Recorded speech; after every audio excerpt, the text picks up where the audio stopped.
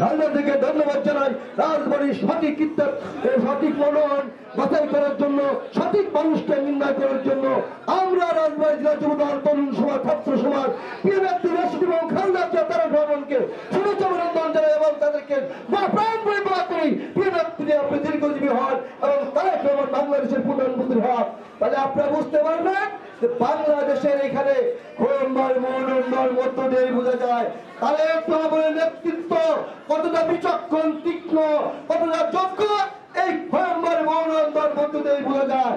আপনারা জানেন অনেকেই মনে করেছিলেন, আপনারা আমাদের বন্ধুরা অনেকেই আমাদের কাছে জিজ্ঞাসা করছেন কি মনোনয়ন পাবে, এই সন্দেহ আপনাদের মধ্যে ঢুকে গিয়েছিল।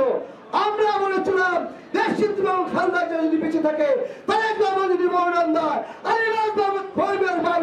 মনোনয়ন পায় কোনো ব্যক্তি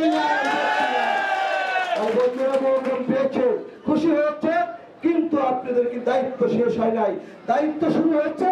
দায়িত্ব নিয়ে এই অঞ্চলের মানুষের ভাগ্য উন্নয়নের জন্য তাদের শীষের পক্ষে পক্ষে এবং খালদার পক্ষে তারেক রহমানের পক্ষে আমরা যুবদল আছি, তার তরুণ সমাজ আছি, ছাত্র দল আছি।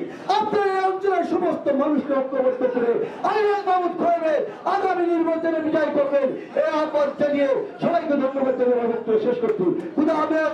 বাংলাদেশ জিন্দাবাদ, বাংলাদেশ জাতীয়তাবাদী যুবদল জিন্দাবাদ, শহীদ জওহর হোক, প্রিয় নেত্রী দেশনেত্রী এবং খালদা জিন্দাবাদ, ভারপ্রাপ্ত চেয়ারম্যান তারেক রহমান জিন্দাবাদ, এই অঞ্চলের মামাটি মানুষের নেতা দারাস শিশু কান্ডারি জিন্দাবাদ। সবাইকে ধন্যবাদ। আসসালামু আলাইকুম।